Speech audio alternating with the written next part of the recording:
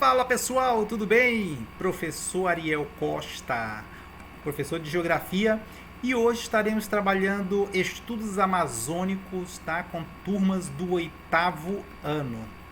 Então, antes de iniciar nossa aula, não esqueça, tá? De ir lá, tá? E fazer se inscrever no nosso canal e dar o seu likezinho lá, ok? Então vamos iniciar nossa aula de hoje falando de um assunto muito importante, tá? Que é o extrativismo, a pecuária e a agricultura na Amazônia, ok? Vamos lá. Então veja bem, pessoal, as atividades extrativas, a agricultura e a pecuária compõem o espaço agrário. Então o extrativismo ele é muito comum na região amazônica. Milhares de pessoas sobrevivem do extrativismo. Mas o que é extrativismo, professor?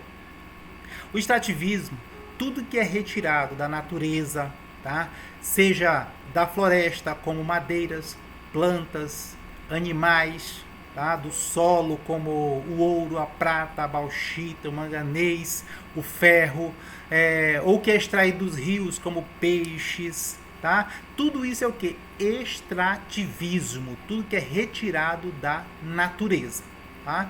Então veja bem, você vê nessa imagem aqui de baixo, tá? Um cara numa seringueira extraindo o látex da seringa. Então isso também é chamado de extrativismo. Ele está extraindo o látex para a fabricação da borracha. Então no decorrer dessa aula você vai entender e ver vários tipos de produtos da região amazônica, tá? Que são extraídos através dessa prática. Ok?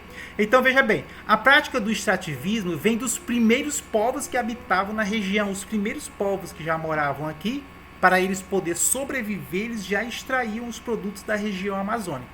Então mais tarde, para a produção da borracha, tá? Aí já foi em grandes escalas.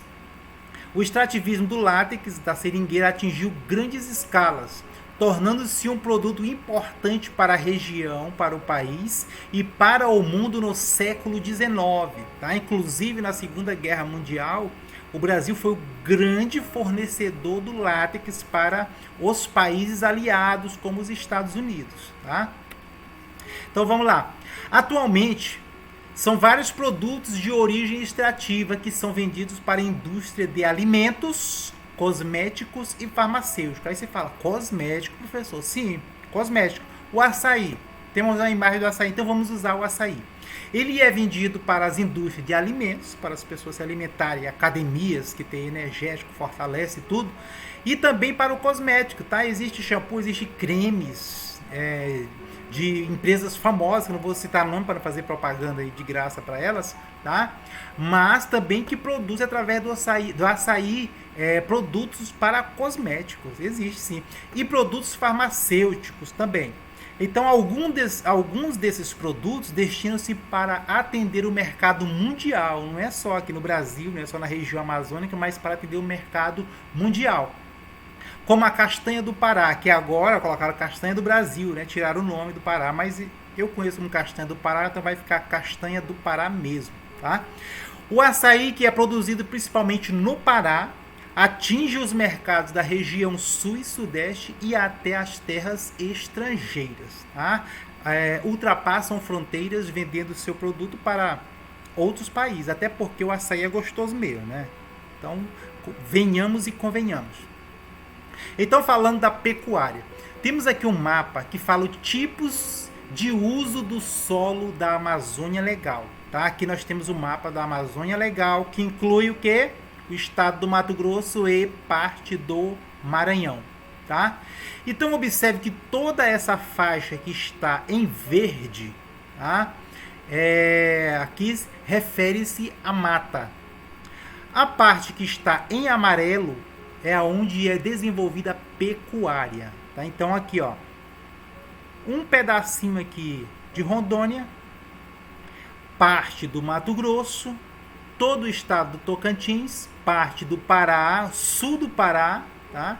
E aqui no nordeste do Pará, parte do Maranhão, parte do estado do Amapá, e parte do estado de Roraima, onde desenvolve a pecuária com grande frequência, tá?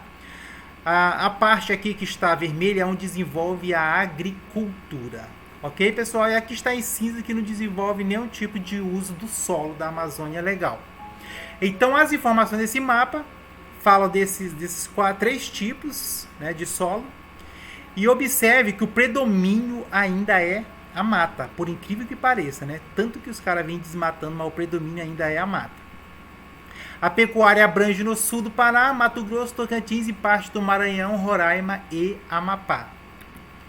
Aqui nós temos um outro mapa que mostra uma realidade muito triste da região da Amazônia Legal, pessoal, que é o mapa do arco do desmatamento. Veja bem por onde que pega aqui esse arco, tá?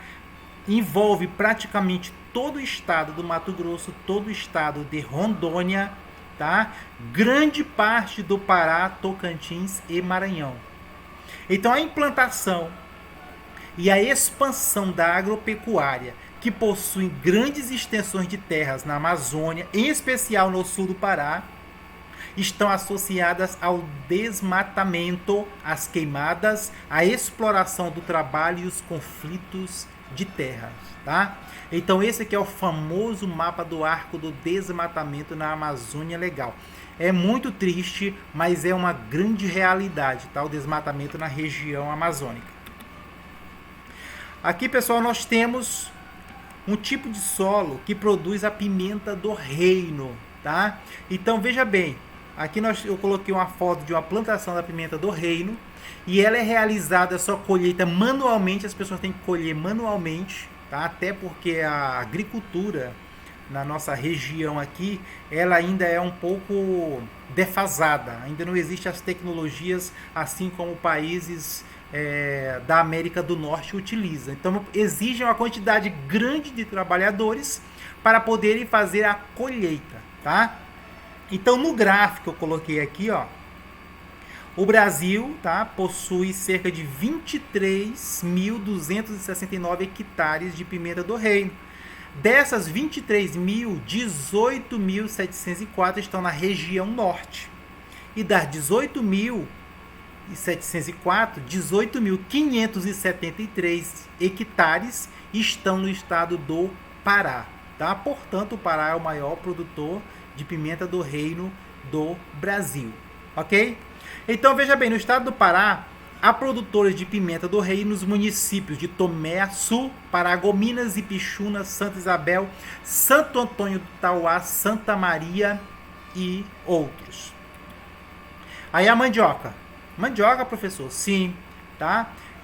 A mandioca é considerada um alimento básico para muitas populações, principalmente aqui da região amazônica, o que lhe confere um caráter vinculado à segurança alimentar.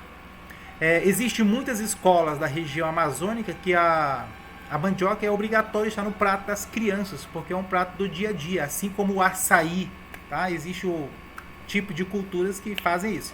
Seu cultivo é disperso em todo o país, mas na região amazônica, especialmente no estado do Pará, atinge grande produção nos municípios do Acará, observe o Acará aqui, 24.200 hectares, tá? Santarém, 2.100 hectares e Pixuna do Pará com 12.000 hectares, ok? Aí nós temos a soja, tá? Que já é um produto aqui da região do agronegócio. Então a história da produção da soja na Amazônia Legal inicia-se no estado do Mato Grosso, na década de 70, tá? Mais ou menos no ano de 1979. E é decorrente da política de expansão agrícola e de incentivo à ocupação da região.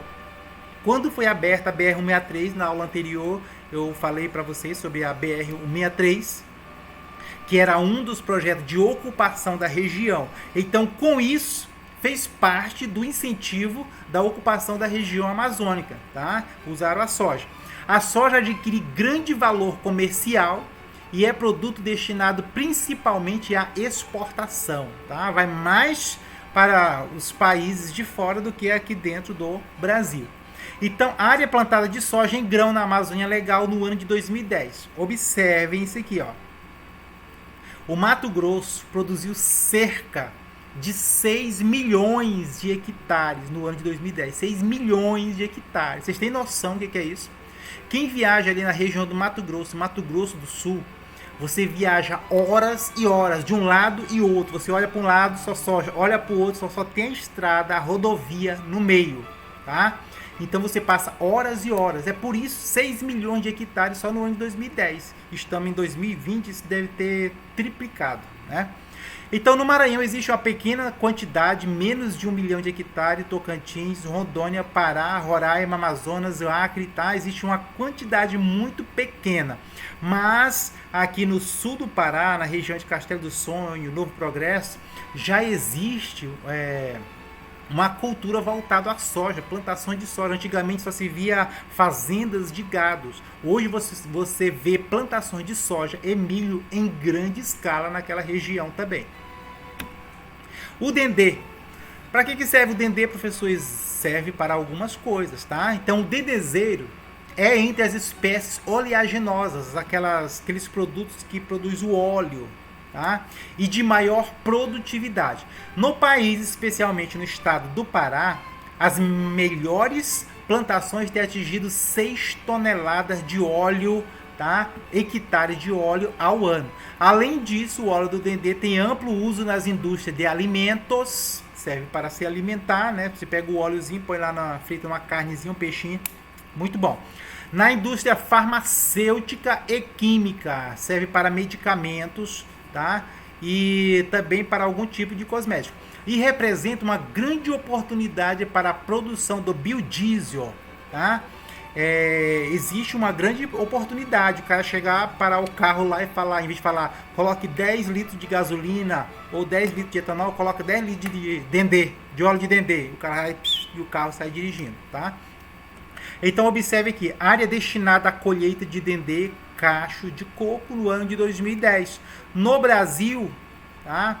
Cerca de mais de 100 mil hectares. E na região norte, quase 60 mil hectares. E o Pará se destaca, tá? Com quase 60 mil hectares ao ano. O estado do Amazonas é muito pouco aqui, mas também chega a produzir o dendê. Ok, pessoal? Então hoje finaliza a nossa aula. Espero que vocês tenham gostado e até a próxima aula, se assim Deus nos permitir. Estaremos de volta aqui com assuntos de estudos amazônicos. Dá o likezinho lá, pessoal.